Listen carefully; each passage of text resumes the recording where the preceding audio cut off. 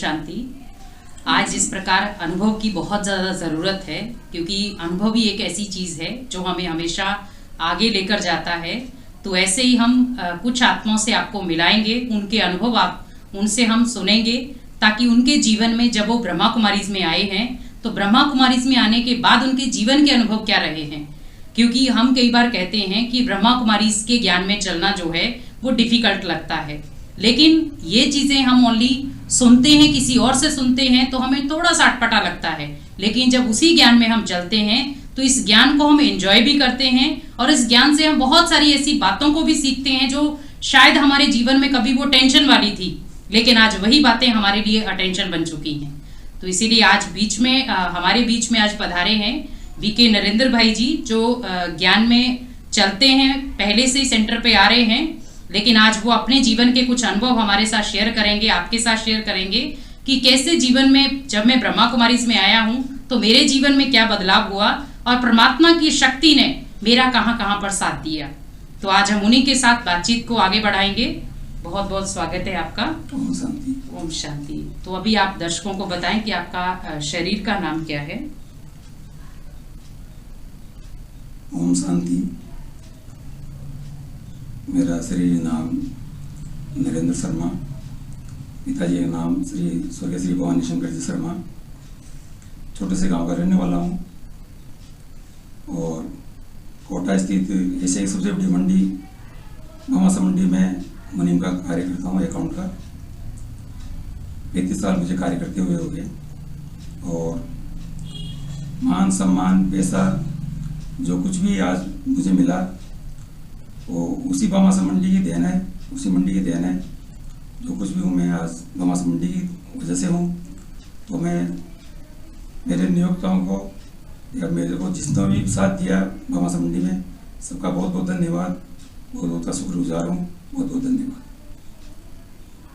क्योंकि जिस प्रकार देखो, जहाँ से हमें जीवन को, पेट को पालने की शक्ति मिलती है, पहले तो उन्हीं आत्माओं का धन्यवाद है, क्योंकि सबसे बड़ी चीज़ है कि आज जिस ज़रूरत की हमें हर प्रकार से आवश्यकता है, तो जैसे भगवान भी कहते हैं कि बच्चे, जब कोई आपका सहारा बनता है तो पहला थैंक्स उसी का बनता है, क्योंकि भगवान तो आपका ऑलरेडी सहारा है, लेकिन दूसरा सहारा बनता है जो आपको आपकी जो जीवन की जमा पूंजी है या कहें बिजनेस कहें, जिसमें आपको वो चलना सिखाता है, जीवन में बहुत सारी उतार चढ़ाव की चीज़ें आपको सिखाता है।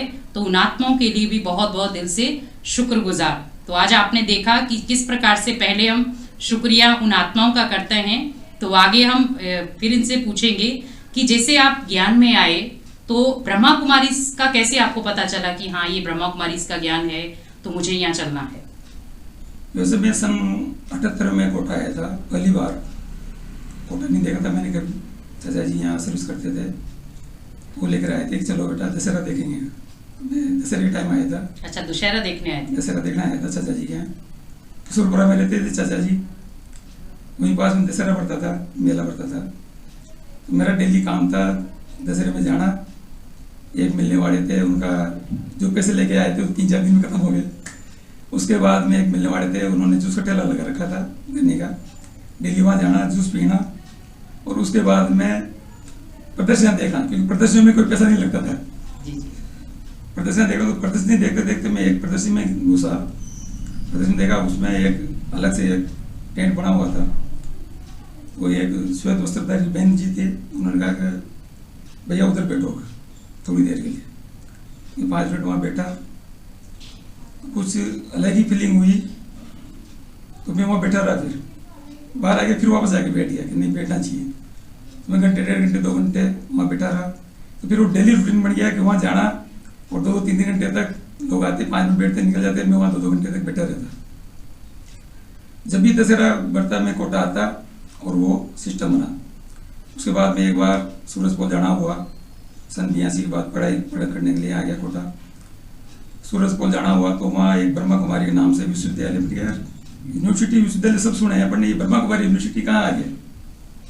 तो वो कुछ 20 तो 78 में पढ़ ही चुका था, वहाँ देखा।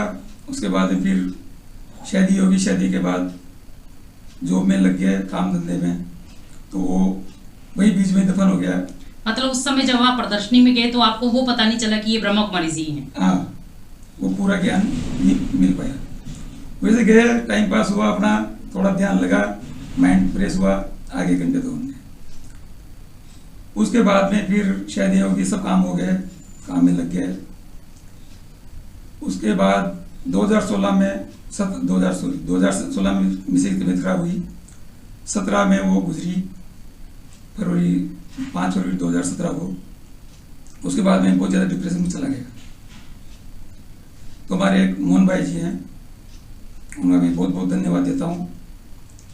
उन्होंने मेरे को 3 दिन तक लगातार आवाज़ लगाई और चौथे दिन वो आकर के मेरे साइड से पकड़ा कि दादा ये क्या हो रहा है। मैंने यार भाई कुछ भी नहीं है। नहीं यार आओ एक साइड बैठते हैं। साइड में बैठे, मेरे को लग रहा है कि कुछ बात है। मैंने ऐसी कोई बात नहीं। 3 दिन हो गए मेरे को, मैं डेली आवाज़ लगाता हूँ और आप सुनते नहीं और चले जाते हो नीचे ना लगे। मतलब आप ऑलरेडी पुरानी यादों में खोए हुए थे उस समय। मैं देख रहा था कि अपने साथ ऐसा क्यों हुआ। इलाज में कोई कमी रखी, किसी बात में कोई कमी रखी, ये ऐसा क्यों हुआ। तो जयपुर गया था मैं डॉक्टर साहब को दिखाने, तो उन्होंने कहा था पैसे से कोई कभी कुछ नहीं होता। ये आपके पूर्व जन्म के प्रहलाद के 3 दिनों का साथ था और आप इनको किस्मत वाले जो आप कोटा वापस ले जा रहे हो और कार में सिलसिला के लाए थे, कार में मिठाई ले जा रहे हो, इसलिए आप टेंशन मत लो कुछ भी। तो एक मिल गया था। फिर भी सामाजिक प्राणी है, मनुष्य हैं, तो होता ही है। उन्होंने मेरे से कहा कि यार कल मैं आपको घर पे लेने आऊँगा और मेरे साथ चलना आप एक जगह पे। ठीक है। तो सुबह ही मोहन भाई 6 बजे आ गए घर पे। तो मैं नहा धो करके तैयार था, मोटरसाइकिल पे बैठे, सुभाष नगर सेंटर नया नया चालू ही हुआ था। वहाँ गए, वहाँ जाते ही ऐसा लगा जैसे कोई मैं अपने घर पे आया हूँ या आप लोगों के बीच आया हूँ। थोड़ी देर बैठा, मन कहा कि चलो यार यहाँ से घर पे चलते हैं। फिर एक आवाज आई कि नहीं कुछ बैठना चाहिए। मतलब एक तरफ विचलित मन, दूसरी तरफ थोड़ा भगवान की तरफ अट्रैक्ट बैठना चाहिए। आधा घंटा बैठा और उठ के चला गया। फिर दूसरे दिन आया, फिर पूरी मुरली सुनी। तीसरे दिन से या चौथे दिन से फिर मैं 5 बजे उठने लग गया और अमृत वेला में टीवी था, टीवी चला कर वो पीस ऑफ माइंड चैनल आता है, उस पर देखने लग गया। उसके बाद सेंटर पे आना करना, ऑटोमेटिक अपने आप ही वो दिनचर्या सी बन गई। जल्दी उठना, सेंटर पे आना, मुरली सुनना, उसके बाद खाना खाना, मंडी जाना। वैसे भोग तो सभी लगाते हैं बाबा को, अब तो बाबा को ही लगाते हैं। और पहले भी जब खाना खाता था तो जो भी भोग लगा के भगवान को भोजन ग्रहण करता था, तो उसका एक फायदा ये मिलता है कि एक तो बासी खाने से अपन बच जाते हैं, अच्छा खाना मिलता है, फ्रेश खाना मिलता है। और बाबा को भोग लगाएंगे या भगवान को भोग लगाएंगे तो अच्छा ही लगाएंगे, अच्छा ही बनाएंगे तो अच्छा ही खाने को मिलेगा। तो वो एक बढ़िया मिलता है। और उसके बाद में ज्ञान में आगे ज्ञान में चल रहे हैं। तो फिर आपने 7 दिन का कोर्स किया। 7 दिन का, दीदी ने कहा कि 7 दिन का कोर्स करना पड़ेगा, अपने करेंगे, अच्छी बात है। तो उस कोर्स के बाद आपको क्या फील हुआ कि क्या मेरे अंदर कमियां थी जो आज भगवान ने इस कोर्स के माध्यम से बताई? कमियां बहुत थी, छोटी छोटी बातों में गुस्सा आ जाता था, अपने आप को बहुत ज्यादा होशियार समझते थे कि यार मैं सब कुछ जानता हूँ। तो वो सब बातें कहते हैं मैं कुछ भी नहीं जानता। और छोटे से छोटा बच्चा अगर कोई सीख देता है तो उससे सीख लेने की जिज्ञासा होती है, उससे सीखने की जिज्ञासा होती है। और बाबा जो श्रीमत पे चलाता है उस श्रीमत पे चलने की कोशिश करते हैं। और सबसे हाथ जोड़ के बात करना, सबसे नम्र होकर बात करना, गुस्सा तो जैसे खत्म ही हो गया। और यही सीखना चाहिए और यही बाबा सिखाता है। तो जैसे सपोज उस समय आपको जो टेंशन थी, जो आप बहुत सारे तनाव में ग्रसित हो रहे थे, तो आपको कैसे कब समझ में आया कि हाँ मैं अब इन चीज़ों से उबर गया हूँ, निकल गया हूँ बाहर? सबसे पहले मुझे लगा 2018 में झटका। सबसे पहले जब मैं छोटे बच्चे की शादी के लिए बहुत ज़्यादा बेचैन था, तो मैंने एक से कहा, भाई थे वो, मैंने यार ऐसे ऐसे बात है, बच्चा शादी करना है बच्चे की, और ये जिम्मेदारी मेरी पूरी हो जाए तो मैं थोड़ा फ्री महसूस करूँ अपने आप को, ताकि उसका भी घर बन जाए। और बड़े बच्चे की बेटी की शादी हो चुकी थी ऑलरेडी। उसने एक जगह बात की तो मेरे से कहा कि यार मैंने बात की है और आप आ जाओ देखने। उनसे बात करवा दी सामने वालों से। तो मैं बेटे से कहा, बड़े से अपनी बेटा हम लोग देखने चल रहे हैं बच्ची को, तो आपको चलना पड़ेगा। बेटे ना कर दी कि चलो बाबा जी आप फिर। बड़ी बहू तैयार होगी और जो बेटा था छोटा वो भी तैयार हो गया। हम वहाँ पहुँचे, देखा, और मेरे को तो क्या देखना था, बेटी मैंने बड़ी कोई बेटी माना है कि बेटी है, उस घर को छोड़ के इस घर में आई है तो अपनी बेटी है। छोटी को भी जब अपनी बेटी, कोई कमी नहीं लगती अपनी बेटी में, चाहे वो कितनी भी कमियां हो, पर अपनी बेटी में कभी कमी नहीं लगती, वो लगना नहीं चाहिए। तो मेरे को उसमें कोई कमी नजर नहीं आई। पर लड़की के बाप ने कहा कि साहब मेरी बेटी है, यह पागल है, थोड़ी मंद बुद्धि है। तो मेरे बड़े बेटे ने कहा साइड से कान में, पापा जी चलो आप, कुछ उसको भी लगा होगा। बड़ी बहू ने भी कहा पापा जी चलो। मैंने बेटा बैठो। मैं थोड़ी देर योग लगाया, वहीं बैठे बैठे ही मैंने बाबा, तो अंदर से आवाज आई कि अगर अपन है बहुत बढ़िया सुंदर लड़की से शादी कर देते बेटे की, बहुत अच्छी पढ़ी लिखी, बहुत बढ़िया सुंदर, सब कुछ बढ़िया, और योग से अगर वो घर पे आने के बाद कुछ हो जाता तो अपन क्या करते? उसका भी इलाज करवाते हैं, पर इलाज सबका है दुनिया में। और अगर इसका यही योग लिखा हुआ है तो यही होगा। तो मैं सोच के मैंने वहाँ कर दी। अच्छा, मैंने कहा साहब आप तो घर पधारो देखने, जहाँ आपकी बेटी को रहना है वो पधारो देखो, उसके बाद में डिसीजन करना। और मेरा तो डिसीजन ये सुना दिया मैंने, मेरे को पसंद है। फिर आपके जो बेटे ने कहा, छोटे ने, पापा जी ने जो कर दिया वो सब मेरे को पसंद है। अच्छा। मैं बहुत बहुत धन्यवाद देता हूँ मेरे छोटे बेटे को भी, बड़े बेटे को भी, कि जो मेरे पापा ने कर दिया वो मेरे को पसंद है, मैं तैयार हूँ। आ गया वहाँ से। बड़े बेटे ने भी कह दिया साहब आप देखने पधारो। बहू ने भी कह दिया, मेरे कहते ही रास्ते में मेरे से कहा बड़े बेटे ने, पापा जी आप किस सोच के, किस भरोसे पे आप ये कह देते हो? अब मेरे को सब पसंद है, सब कर पे है, नहीं आप लोगों के भरोसे पे। आपने मेरी बात रख ली वहां सबके सामने, अब आप इच्छा जो करना, या जो बाबा करेगा वो सही होगा। ऐसे करके हम आगे। मतलब आपकी अंतरात्मा परमात्मा के साथ ऑलरेडी कनेक्टेड थी कि हाँ ये राइट है मेरे लिए, ये सही हो रहा है, जो बाबा करेगा सही करेगा, इसलिए तो मैं हाँ कर दिया वहाँ। क्योंकि हर चीज में कल्याण हमें पहले से ही सिखाया जाता है। तो नहीं बिगड़ेगा बाबा का बिगड़ेगा, सुधरेगा बाबा का सुधरेगा। ये कि घर उसका है, बच्चे उसके। ये कि धारणा है हमेशा बेटे बन के रहो, बाप बन के मत रहो। अगर बेटे बन के रहोगे तो बाप आपका ध्यान रखेगा, और अगर आप बाप बन गए तो फिर आपको ध्यान रखना पड़ेगा आपके बेटों का। जरूर जरूर जी। आपके बेटों को आपको ध्यान रखना पड़ेगा जी। और अगर आप बेटे हो तो फिर आप अपने आप आपका बाप ध्यान रखेगा। तो मैं तो बाबा के ऊपर सब छोड़ दिया। उसके बाद में फिर उन्होंने मेरे को फोन किया कि हम संडे को आ रहे हैं। ठीक है सब संडे को आ जाओ। संडे को 11 बजे तक मैं एक मिलने वाली प्रॉपर्टी डीलर की दुकान थी, वहाँ बैठा रहा। तो उनका फोन आया, फिर मैं अपन घर चले, इनका फोन आया अपन घर चले। घर पे बोल दिया मैंने बच्चों से, मैंने कहा वो देखने आ रहे हैं। तो ठीक है पापा जी क्या तैयारी करनी है, अपन को तो आ जाएंगे, देख लेंगे। ठीक है। 11 बजे तक वो नहीं आया रात की। तो मेरे दोस्त ने कहा भाई साहब मत इंतजार करो, आपने पहले मेरे को बताई थी सारी पोजीशन, सारी कहानी, मत इंतजार करो, जो भगवान करेगा अच्छा करेगा। उसने कुछ सोच रखा होगा, आप घर जाओ आराम से सो। मेरे को रात भर नींद नहीं आई। ऐसी क्या कमी है जो इतना करते करते हुए भी अपने सब कुछ हाँ कर लिया, फिर भी वो देख मतलब आपने उसकी कमी को स्वीकार किया, लेकिन फिर भी वो सामने से नहीं आया। हाँ, सब कुछ हुआ करने के बाद भी वो नहीं आए। फिर 3 बजे के आसपास मेरे को अपने आप नींद लगी, और जैसे कोई कह रहा है मेरे से कि जो हुआ अच्छा हुआ, आराम से सो। नींद में नींद मिल गई। उसके बाद में 10-12 दिन हुए निकले, और एक हमारे रिश्तेदार थे, सुबह सुबह 7 बजे हुआ है,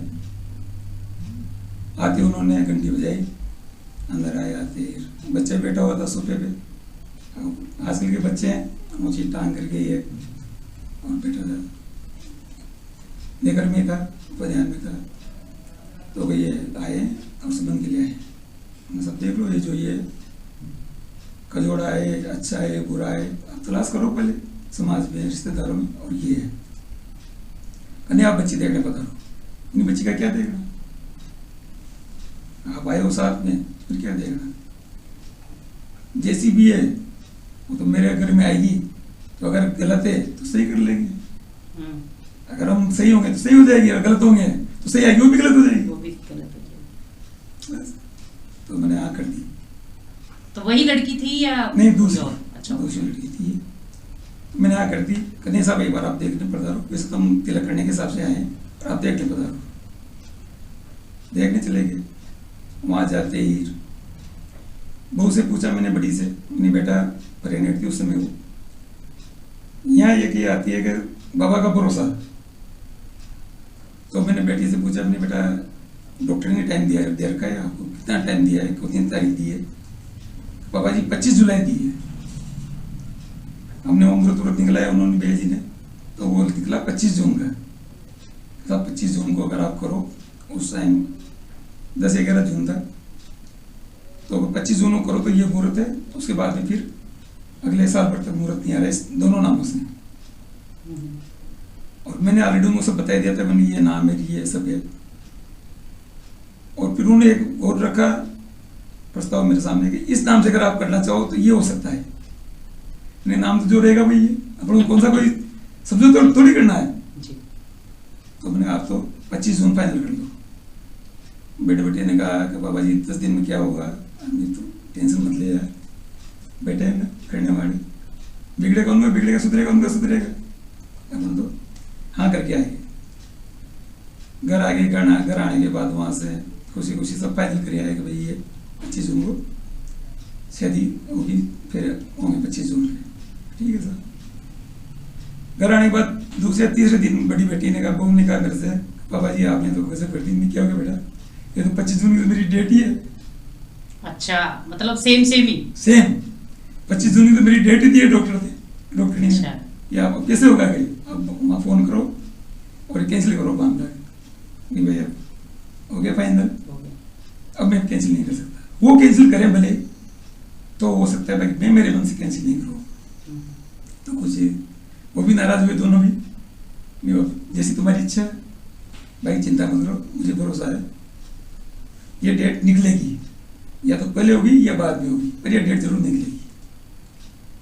शादी का समय आ गया। मतलब फिर भी आपको इतनी सब होने के बाद भी आपका माइंड विचलित नहीं हुआ कि क्या हो रहा है? नहीं, फिर तो होने का सवाल नहीं उठता था, क्योंकि वो खुद लेके आए तो फिर वो करेंगे अपने व्यवस्था, जैसे कि व्यवस्था हुई सब हुआ।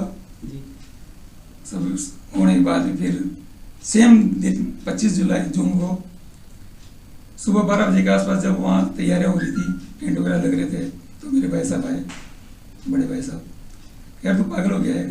नहीं, क्यों? बरसात का मौसम है, तू बाहर सब कुछ करवा रहा है, ये अंदर करवा ले, हॉल है अंदर, अपने हॉल किराए से लिया है, अंदर करवाया यार। नहीं, अंदर वो नहीं आएगा जो मजा बाहर आना है, इतना पैसा लगाया पढ़ने, वो बाहर मजा आएगा। तू तो मजा देख रहा है, सब बेकार हो जाएगा, पढ़ने आ जाएगा, तो नहीं आएगा जब देखेंगे। ये कह के मैं उनसे थोड़ा साइड चला गया, ये फिर इसलिए बीच में वही नेगेटिविटी लाएंगे, तो मैं उनसे दूर रहा।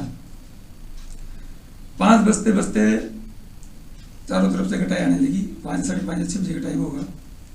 तो फिर वो मेरे पास आए कि यार तू थोड़ा सा अलग ही लगता है मेरे को, और फिर भी व्यवस्था कर, ये रख ले तू, पर अंदर की व्यवस्था रख, अंदर अपना हॉल में खाना खिला देगा सबको। उन्होंने जबरदस्ती मेरे से कहीं भी नहीं, 10-20 टेबलें अंदर लगवा दी, कुर्सियाँ अंदर लगवा दी, वही अपन सेकंड वो रखे, सेकंड ऑप्शन मतलब अंदर रखी है। हाँ, उन्होंने रखी। तो मैंने देखा, तुम नहीं यार भाई साहब आप बेकार परेशान हो रहे हो, कुछ नहीं होगा। नहीं तू देख, तेरा काम देख, मैं मेरा काम देख रहा हूँ। कर ली उन्होंने व्यवस्था। 6 बजे चारों तरफ से घटाए, आगे बादल छा गए। मोहन भाई जी मेरे पास आए, दादा क्या होगा? हमने यार आप इतने वर्षों से ज्ञान चल रहे हो, आप ही करो क्या होगा? आप जैसे आदमी विचलित हो रहे हो। नहीं। तो वो जाकर के पता नहीं कहाँ गए कहाँ नहीं गए, मेरे को ध्यान नहीं है, बाद में पता चला तो सब। तो जाके विद्यालय में योग में बैठ गए। जैसे वो योग में जाके बैठे, मैं उनको ढूंढ रहा पीछे से मेरे को ऐसा आभास हुआ कोई आगे से मेरे कह रहा है, पीछे से कंधे बांध रखे, एक चिंता मत करे यार, सब अच्छा होगा।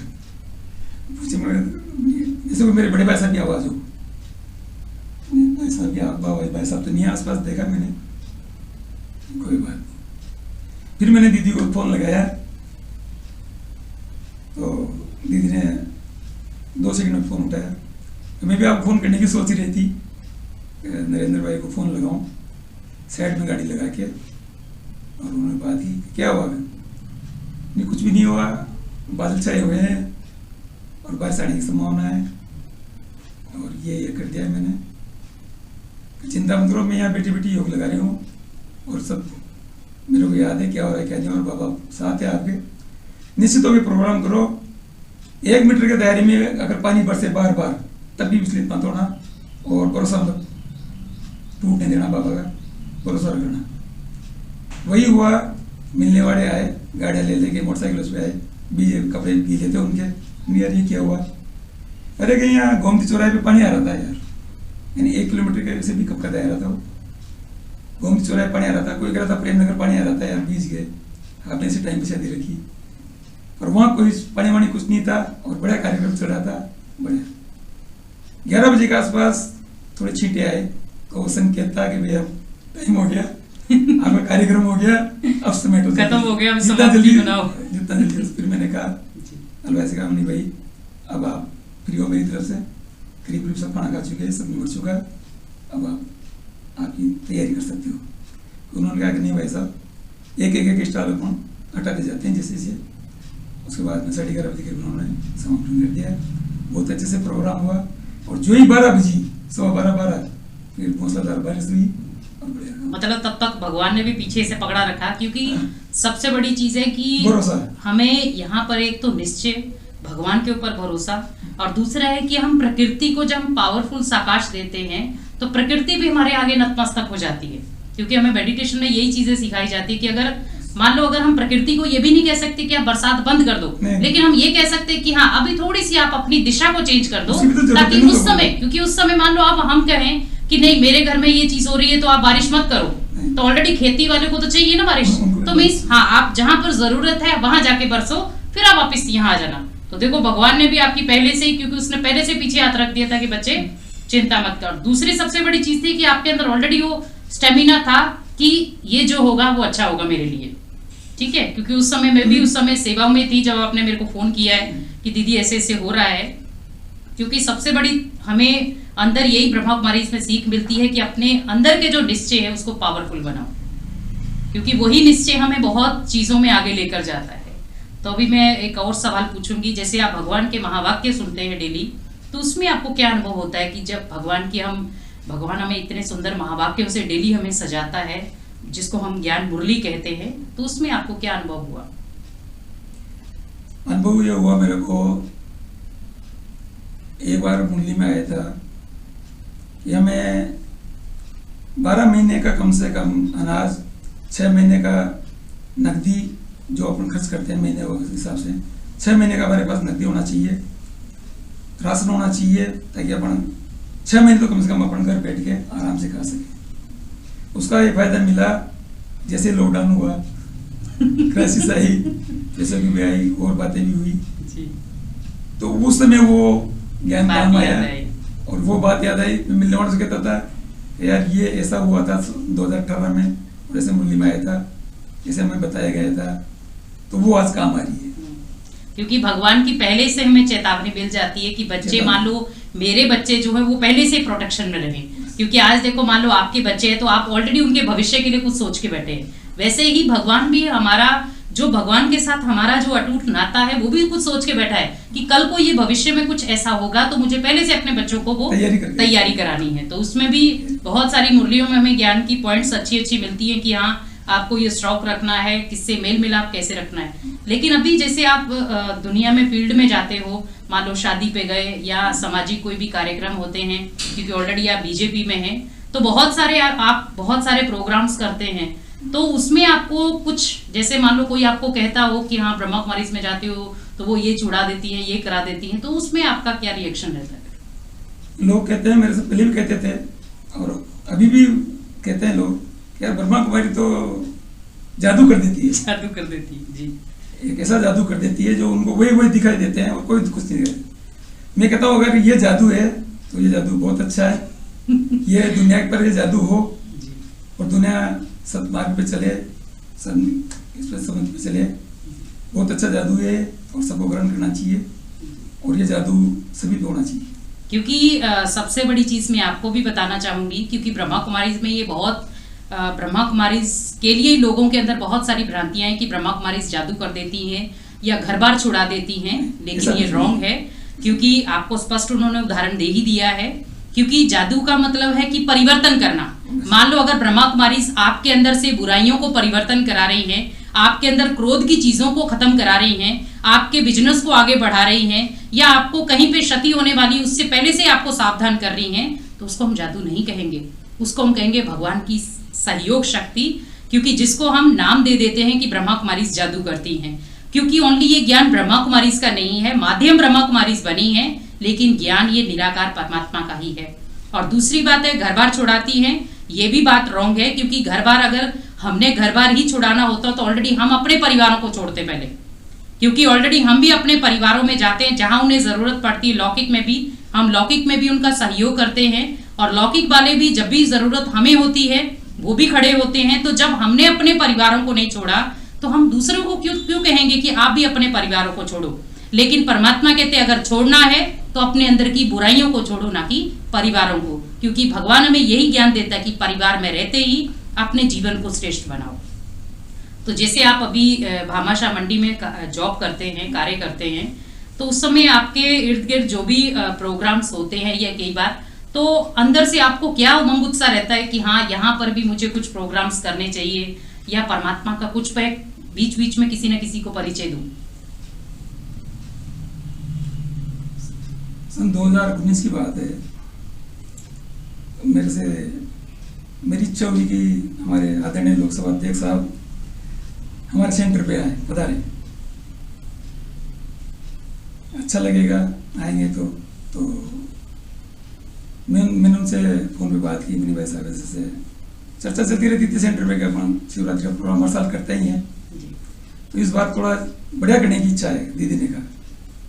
तो मेरे मन में अंदर ही अंदर आया कि यार अगर ओम ऐसा आदरणीय जो अभी हमारे लोकसभा के स्पीकर भी हैं ओम बिरला जी, तो उन्हीं की वो बात कर रहे हैं।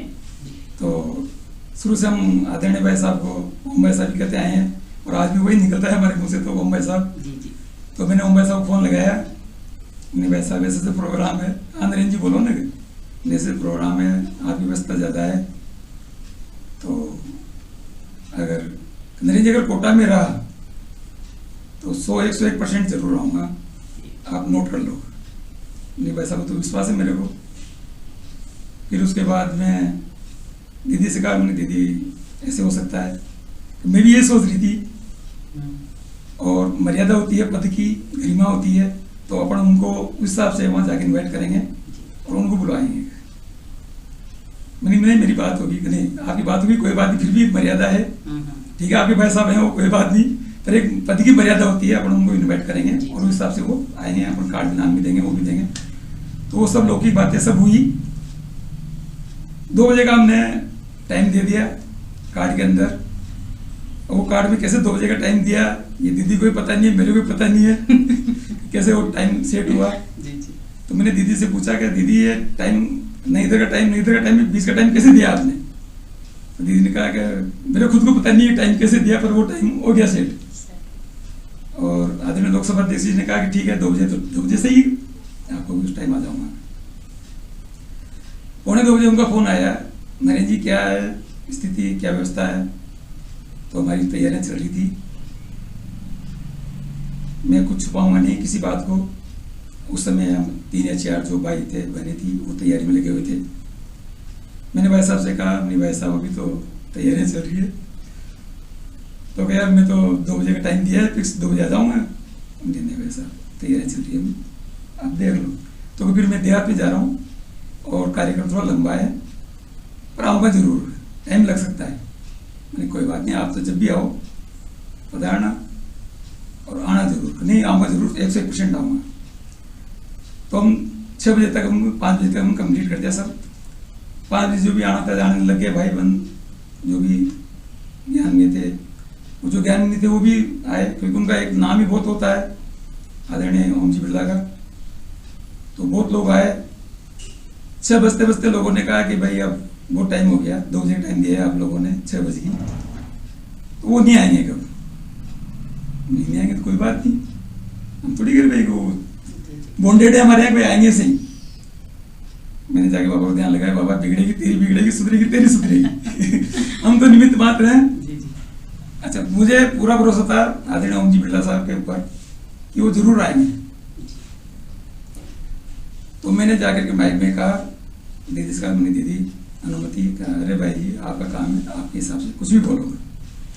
मैंने जाके माइक कहा, भाई आदरणीय ओम जी भाई साहब देहात में व्यस्त है, जाना उनके हाथ में है, वापस आना पब्लिक के और वहाँ के जो आयोजक होते हैं उनके हाथ में होता है।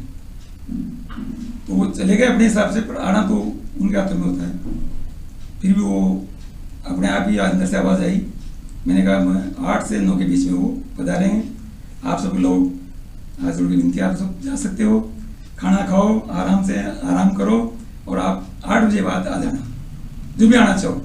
आप बॉन्डेड नहीं हो, मैं नहीं कर भाई आप सभी आओ, बताओ, जो भी आना चाहे प्रेम से खुशी खुशी आ जाना, और बाकी आप सब लोग जा सकते हो, खाना वाना खाओ। सब चले गए, सबने जो भी खाना खाना था, जो भी सब निमट गए। 8:15 बजे मेरे पास फोन आया, नरेंद्र जी क्या है, क्या हाल चाल। मैंने भाई साहब बैठे। तो कब मैं यहाँ आ गया DCM और मैं आ रहा हूँ, पधारो भाई साहब। दीदी से बोलते, दीदी ने अनाउंसमेंट कर दिया हमारे आदरणीय लोकसभा अध्यक्ष जी साहब कुछ ही मिनटों में पधारे, कुछ ही पल पधार रहे। पब्लिक आना चालू होगी। 8:30 बजे करीबन मेरे पास फोन आया कि भाई साहब तो अभी गोबरा बावड़ी जा रहे हैं और हो सकता है वो नहीं आए। नहीं यार, आपसे थोड़ी पूछा, लोग आके मेरे से कहने लगे कि भाई साहब तो नहीं आ रहे। नहीं, आपसे थोड़ी पूछ रहा हूँ मैं, आ रहे कि नहीं आ रहे। अगर आपको रुकना है तो रुको, नहीं तो कोई बात नहीं, हम तो बैठे हैं। 9 बजे के आसपास भाई साहब आए। आते उन्होंने कहा, नरेंद्र जी स्वागत सत्कार की कहाँ जरूरत है मेरी, मैं तो मेरे घर में आया हूँ, ये तो मेरा घर है, यहाँ स्वागत सत्कार की कोई आवश्यकता नहीं है, कोई फॉर्मेलिटी नहीं। मैं नहीं वैसा। दीदी ने कहा कि नहीं भाई जी, एक पति की मर्यादा, आपके नाम की मर्यादा, सब कुछ देखते हुए आपका बहुत बनता है सब। उनका अच्छे से सम्मान किया, सब कुछ किया। क्योंकि सबसे बड़ी मैं आपको बताना चाहूँगी कि उस समय जब ये प्रोग्राम हुआ था, टाइमिंग भले 2 की थी, और हमारी सबसे बड़ी जो भी हमारे राजनीतिक में जो भी भाई हैं यहाँ के, हमेशा इनकी मैं प्रशंसा ही करूँगी कि कभी भी बहनें जाती हैं तो ज़्यादा समय तक, हमें लंबे समय तक पहले वो बिठाते नहीं हैं, डायरेक्टली वो मिलते हैं फटाफट मिलके कि हाँ पहले बहनों की प्रोटेक्शन ज़रूरी है। और दूसरा है कि जब भी भले वो आए या ना आए, लेकिन कभी भी ईश्वरीय कार्य के लिए कभी भी उन्होंने मना नहीं किया। तो यही मैंने भाई साहब के अंदर भी देखा कि उन्होंने कभी भी इन चीज़ों के लिए मना नहीं किया कि हाँ मैं नहीं आ सकता हूँ, मैं कोशिश ज़रूर करूँगा, क्योंकि उनके पास भी बहुत सारे हज़ारों काम रहते हैं। उसके बीच में भी वो फिर भी संकल्प यही रखते हैं कि कैसे भी मैं पहुँचूँ। तो उसमें दूसरा धन्यवाद तो मैं संदीप शर्मा भाई जी का करूँगी, कि उनमें भी उनका बहुत बड़ा रोल है, क्योंकि ऑलरेडी वो भी उन्हीं के साथ थे, लेकिन बीच बीच में फिर भी उन्होंने अपनी जो उनकी वाइफ थी गीता बहन, तो उनको पहले से ही सेंटर पे भेज दिया था कि आप थोड़ा सा दीदी के साथ थोड़ा सा हाथ बटाना, ताकि वो नॉर्मली, क्योंकि टाइमिंग 2 बजे की थी, लेकिन रात के 8 साढ़े 8 बज चुके थे, और जिसमें भी हो रहा था कि आएंगे नहीं आएंगे, लेकिन फिर भी भगवान का कार्य था और भगवान ने तो उनको पकड़ के लाना ही था, क्योंकि संकल्प सभी का एक ही था कि वो आएंगे। और दूसरा, वहाँ पर अमरनाथ की हमने झांकी बनाई थी, जिसमें आपको हम क्लिपिंग के रूप में ही हम डालेंगे, आपके पास वीडियो भेजेंगे।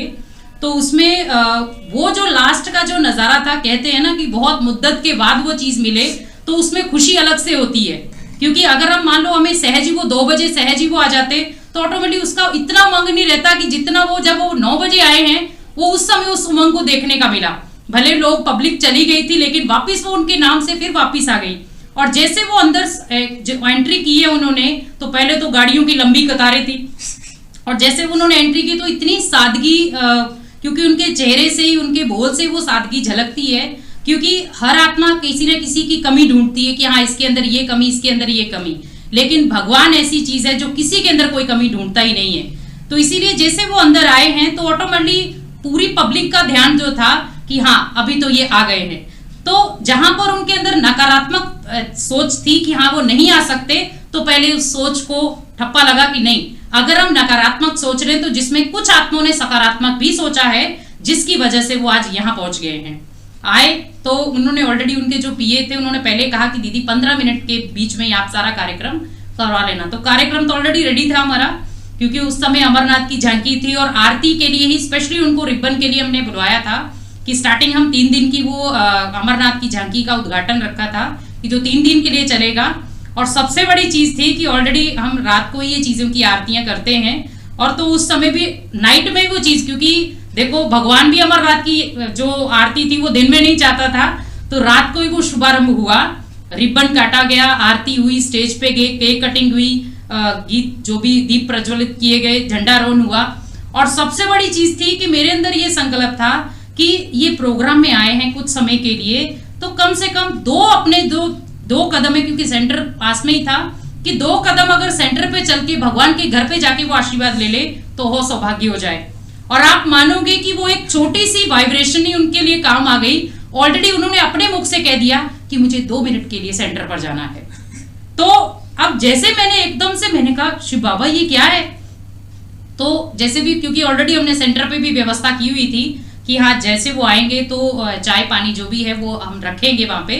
तो जैसे हम वहां लेके गए तो बहुत लंबी कतारों में तो मैंने ऑलरेडी उनके पीए को बोला, मैंने कहा जो मेन है आप उनको ले आए ऊपर, क्योंकि उस समय कोरोना का भी इतना नहीं था, तो मैंने कहा जो मेन है उनको आप ऊपर ला सकते हैं, क्योंकि सेंटर पे इतनी व्यवस्था नहीं है, बाकी जो भी है वो नीचे रहे। तो बहुत सुंदर तरीके से वो आए, वो फ्रेश अप हुए, बाहर आए, भगवान से आशीर्वाद लिया उन्होंने, तो ऑटोमेटिकली फिर वहां पे टोली ली, सब चीजें ली। तो अंदर से ये भी हुआ, क्योंकि भगवान भी देखो वही चीज चाहता था कि बच्चा आए भी सही समय पर, क्योंकि वो दोपहर को आते तो फटाफट शायद वो अपने आगे के कार्यक्रमों में फटाफट वो भाग जाते, तो ना तो भगवान के घर में आ पाते, ना उनका दिल इधर लगता। अब ऑलरेडी उनका चारों तरफ से ध्यान उसी स्थान पे था कि मुझे यहाँ पर प्रोग्राम में रहना है, प्रोग्राम में जो भी, जहां वो 15 मिनट का बोल था वहां कम से कम भी पौना घंटा लगा। अब ये किसकी देन थी, क्योंकि भले मान लो क्योंकि वो दोपहर को आते तो शायद वो हमें 15 मिनट ही दे पाते, लेकिन देखो भगवान भी चाहता था कि बच्चे मुझे 15 मिनट नहीं तेरे चाहिए, मुझे तेरा 1 घंटा चाहिए। तो बड़े प्यार से वो नीचे उतरे, और हम कभी भी, अब भी हम कई बार मिलने जाते हैं तो हमेशा वो हालचाल पूछते हैं कि आप ठीक हो, आपका सेंटर अच्छा चल रहा है। तो मीन्स ये होता है कि भाई का फर्ज एक बहन के लिए, भले हम उनके लिए कुछ भी नहीं कर रहे हैं, लेकिन फिर भी उनका हमेशा ध्यान रहता है कि हाँ हमारी बहनें सुरक्षित रहें। क्योंकि हमारा देखो, मान लो भले हम लौकिक रूप में कहीं से भी हों, आज मैं लौकिक में हिमाचल से हूँ, लेकिन हमारा जो लौकिक में घर है वो पंजाब में, अमृतसर में है, लेकिन फिर भी हमें यही लगता है कि यही हमारा एक परिवार है। तो परिवार में जैसे हम राखी के लिए भी जाते हैं तो पहले हमें वही याद आते हैं कि हाँ इनके पास जाना है, हमें राखी बांधनी है, क्योंकि आज हमें भगवान यही सिखाता है कि हमें कुछ बनना है तो पहले एक परिवार को एकजुट बनाओ। तो जिसमें हमारे भाई बहनों का बहुत बड़ा एक हाथ है, क्योंकि कोटा में मैं तो नहीं थी, मेरे को इतनी नॉलेज भी नहीं थी कि कहाँ कौन क्या क्या पोजीशन पे है। तो हमारे बहुत सारे भाइयों ने पूरा सपोर्ट दिया, हमें बताया भी कि हाँ यहाँ पर कौन बैठता है, यहाँ पर कौन क्या है, तो जिससे हमें भी हेल्प मिली सेवाओं में भी, और सेवाएं हमारी बहुत अच्छे तरीके से चली। तो आज आपके जीवन में वो सब चीज़ों के बाद जो सेवाएं हुई या सब चीज़ों के बाद, तो अब आपको लोग क्या कहते हैं ब्रह्मा कुमारी के बारे में, कि हाँ, क्योंकि अभी तो उन्होंने देख ही लिया ऑलरेडी आपको। देखो लोगों का काम है कहना, वो तो कहेंगे, नेगेटिव भी कहेंगे, पॉजिटिव कहेंगे। अगर वो नेगेटिव कहते हैं उसको आप पॉजिटिव में लो, पॉजिटिव में लो। इसलिए लोगों के ऊपर ध्यान मत दो, लोग क्या कह रहे हैं, क्या सुन रहे हैं। फिर भी 50% लोग वो उस हिसाब से बात नहीं करते जो हिसाब पहले शुरू में करते थे। धीरे धीरे उनको लगने लगे कि आप बहुत बदल गए। पहले गुस्सा करते थे, जिद्दी करते थे। मैं आपको एक घटना सुनाऊं। एक ने मेरे से आके कहा कि यार मेरे को राजनीतिक बात है, मेरे को ऐसे नहीं मिल रहा कोई पद। मैंने कहा किसने कहा आपसे? कहा नहीं, मेरे को ये पद नहीं मिल रहा है, नहीं मिल रहा है आपको पद। मिलेगा, भरोसा रखो, शीर्ष नेतृत्व पे, अपने आदमी पे भरोसा रखो, आपको मिलेगा ही, भरोसा मत तोड़। नहीं यार, तो मैंने बात की, मैंने वैसे बात है कि नहीं मेरी बात करो, उससे पूछो तेरे से किसने कहा भाई आपसे किसने कहा कि आपको ये चीज़ नहीं मिल रही। इन्होंने से पूछा तो उन्होंने मेरे को नाम नहीं बताया। जब आपको नाम नहीं बताया तो छोड़ोगे यार, भरोसा ही नहीं है तो छोड़ो। नहीं वैसे भरोसा था है, हो जाता है, इंसान है, भरोसा पूरा है, भरोसा पूरा है तो फिर ठीक है। फिर वो 6 महीने बाद उनको पद मिला। तो यार फिर एक ने कहा मेरे से, यार आप जिद्दी बहुत ज़्यादा हो आप जिद्दी कर लेते हो, ये जिद्दी मत किया करो। 2 बार मैंने जिद्दी की, नहीं ये होना चाहिए, और वो हुआ, जीत भी मिली, सब कुछ मिला, कामयाबी मिली। 2 जिद्दी के बाद मैंने अब जिद्दी करना छोड़ दिया कि बाबा को अपने वजह से प्रेशर भी डालते हैं, क्योंकि जिद करने से कोई भी कार्य सिद्ध नहीं होता। हमें थोड़े समय के लिए खुशी से जरूर मिलती है, लेकिन सदा काल का एक टैग लग जाता है कि हाँ ये जिद है, तो इसीलिए हमें कभी भी हमें ये जिद का संस्कार जो है वो कहीं भी आए तो उसको फट से दफन कर दो, क्योंकि हमें ऑलरेडी जो हमारे भाग्य में होगा वो हमारे से कोई छीन भी नहीं पाएगा। भले वो तोड़ मरोड़ के वापिस हमारे पास ही आएगा, लेकिन समय लगता है हर चीज के लिए। तो कहते हैं ना, समय से पहले और समय से पूर्व कोई चीज अच्छी नहीं होती। इसी तरह मैं एक अनुभव सुनाऊंगा। 8 बार समन आए, मैं नहीं गया। 9वीं बार सेंटर पे मैं दीदी से नोटिस आ रहे हैं, क्या करना चाहिए?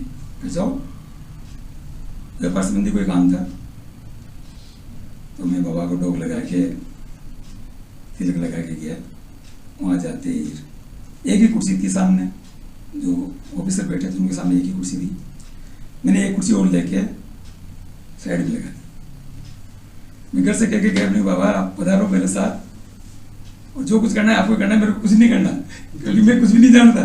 और मैं आज भी ये कहता हूँ, जब से मैं ज्ञान में आया, कि मैं कागज के मामले में या किसी व्यापार के मामले में कुछ भी नहीं जानता।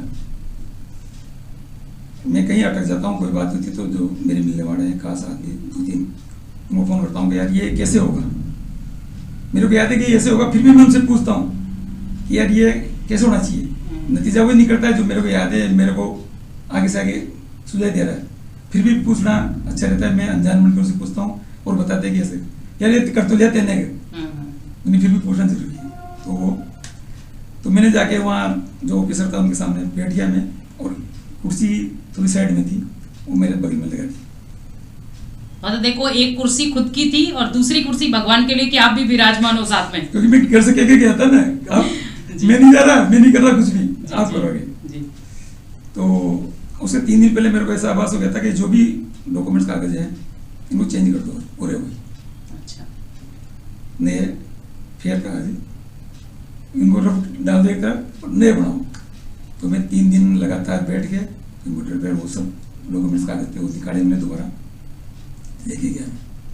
तो जैसे उन्होंने वो डॉक्यूमेंट कागज थे हमारे व्यापार संबंधी सामने रखे, और मैं थोड़ी सी देर आँख मीच के बैठा, और मेरा वैसे आभास हुआ जैसे कोई अपने बगल में आके बैठा है, और जवाब मैं नहीं दे रहा, जवाब वही खुद दे रहे हैं। अच्छा, ये झूठ नहीं बोल रहा मैं।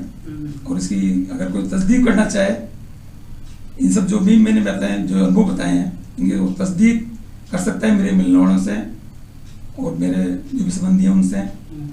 100% सही है बातें, मतलब कोई मनगढ़ंत बातें नहीं है जैसे कोई टीवी में बताते हैं कि मेरा ये ठीक हो गया था, मेरा वो हो गया था। तो लोग कहते हैं, हालांकि मैं तो उसको भी मानता हूँ कि हो सकता है वो भी सही हो अपनी जगह, तो मैं बुराई नहीं करता किसी की। और ये सब तस्दीक कर सकते हैं लोग जो मैं बोल रहा हूँ।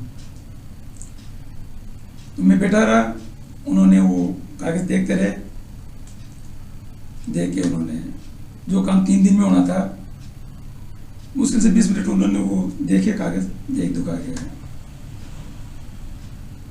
पंडित जी कहाँ खो रहे हो?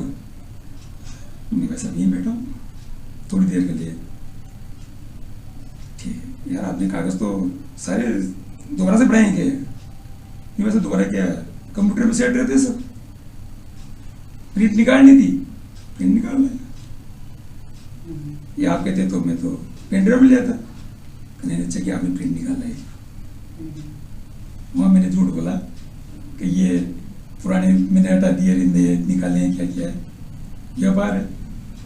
हालांकि वो भी कोई गलत नहीं था, पुराने में कहीं निशान लग रहे थे, कहीं क्या हो रहा था, तो वो थोड़ा अच्छा नहीं लगता, इसलिए मैंने वो नए निकाल लिया। प्रिंट एंड वही था, डॉक्यूमेंट्स वही थे, डाटा वही थे, पर वो प्रिंट नहीं थी। बस हम देखे मुस्कुरा के, वो कमी तो कहीं भी नहीं है, कागजों में व्यापार में कोई कमी नहीं है, बहुत अच्छा है, बहुत बढ़िया है। पर ये मैं करूँगा,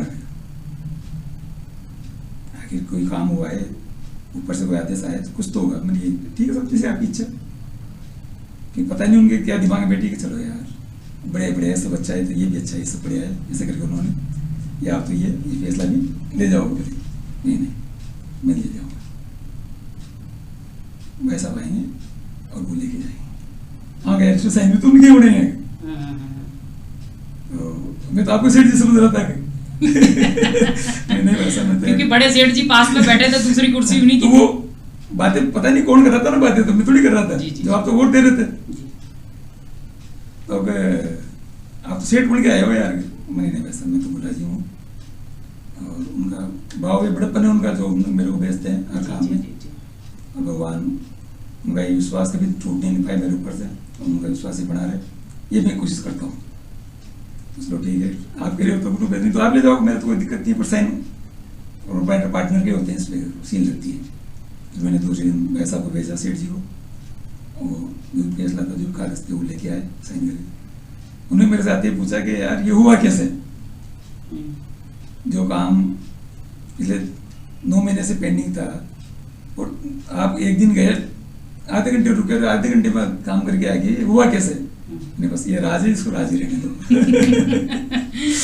क्योंकि कहते हैं ना कि जहां भगवान की शक्ति आ जाए वहां इंसान की शक्ति खत्म हो जाती है। इसीलिए हमेशा कहते हैं कि कोई भी कार्य करते हैं तो हमेशा परमात्मा की याद से करें, क्योंकि वो याद से बड़ा कोई भी ऐसा शस्त्र नहीं है जो आपको बचा सके। क्योंकि जब हम परमात्मा को साथ में रखते हैं तो बड़े से बड़ी बला भी टल जाती है। इसीलिए हम दुनिया में भी कोई भी कार्य करते हैं तो हम गणेश जी को याद करते हैं, लेकिन वो शिव जी का बच्चा था, तो हमें पहले बाप को याद करना है, ना कि बच्चे को। तो मीन्स हमें गणेश जी को भी याद करना है, लेकिन ये भी याद करना है कि वो बच्चा किसका है। तो ऑटोमेटिक जब देखो हम बाप को याद करते हैं तो बाप भी पूरी प्रोटेक्शन के साथ, पूरे सहयोग के साथ अपने बच्चे को मतलब उसकी प्रोटेक्शन में बंध जाता है। तो भगवान भी हमारे साथ, दुनिया में हमने रोल बहुत सारे निभाए हैं, लेकिन भगवान के जैसे रोल हमने आज तक नहीं देखे, क्योंकि हमने मंदिरों में गायन किए, माता पिता बंधु सखा, लेकिन ब्रह्मा कुमारीज में आपको यही सिखाया जाता है कि हम दुनिया में बोलते हैं, लेकिन यहाँ हमें वो संबंध निभाना है। तो एक एक संबंध हम भगवान से जीते भी हैं, मिलते भी हैं, और उसके साथ वो संबंधों को निभाते भी हैं। तो आप यहाँ आए, बहुत बहुत आपका दिल से धन्यवाद। मैं एक बात और बताऊंगा, 25 तारीख को शादी हुई, 25 की डॉक्टर ने डेट दी थी तारीख, 25 निकल गई, 26 निकल गई। बुधवार को मेरी मम्मी ने कहा बेटा बुधवार है आज, और गणेश जी की बात आते याद आ गया, गणेश जी को विदा कर दे बेटा तू जी। कर देंगे धीरे धीरे, नहीं बुधवार हो गया ना, 25 तारीख दे रखी थी डॉक्टर ने, ऐसा नहीं हो फिर अच्छा नहीं लगता है। तो हमने गणेश जी को विदा किया, खाना वाना बना के जो भी करना था लौकिक जीवन में करके गणेश जी को विदा किया, गणेश जी को रख के आया मैं। उसके बाद में उसने कहा, बहू ने हमारी मम्मी से, दादी जी मेरे को कुछ दर्द हो रहा है और हम डॉक्टर को दिखाने चलते हैं, डॉक्टर को। चलो बेटा, चले गए। तो वहाँ जाके उन्होंने कहा कि भाई एडमिट करवा दो, एडमिट हो गई। अब मैं क्या होगा क्या होगा क्या होगा। 27 तारीख बुधवार को शाम को 6 बजे बच्चा हुआ। बहुत अच्छा हुआ, नॉर्मल डिलीवरी हुई, अच्छा हुआ। तो काम की शादी भी निपट गई और काम दोनों कार्य संपन्न हो गए। जहाँ देखो एक ही जगह पर 2 कार्य थे, वो दोनों कार्य बड़े विधि पूर्वक तरीके से संपन्न हुई। क्योंकि सबसे बड़ी चीज़ है कि हमारे जो नरेंद्र भाई हैं उनके अंदर पॉजिटिविटी इतनी, उन्होंने मेडिटेशन से, भले कई बार हम कहते हैं कि उन चीज़ों में दुनिया दिखावा करती है, लेकिन आज वही दिखावा जो है, क्योंकि ब्रह्मा कुमारीज में कोई भी चीज़ आपको दिखावे की नज़र नहीं आएगी। क्योंकि हमें भगवान, पहली बात है कि हमें स्पष्टवादी चीज़ें सिखाता है। क्योंकि पहली बात है कि हम कोई भी कार्य करते हैं उसमें हम कितना सच्चे दिल से कार्य कर रहे हैं, और वो सच्चे दिल पर ही भगवान हमेशा राजी रहता है। तो इसीलिए आप यहाँ आए, बहुत बहुत आपका दिल से धन्यवाद। आगे भी ऐसे आपसे मुलाकात करते रहेंगे, आपसे सुंदर सुंदर हम अनुभव सुनते रहेंगे।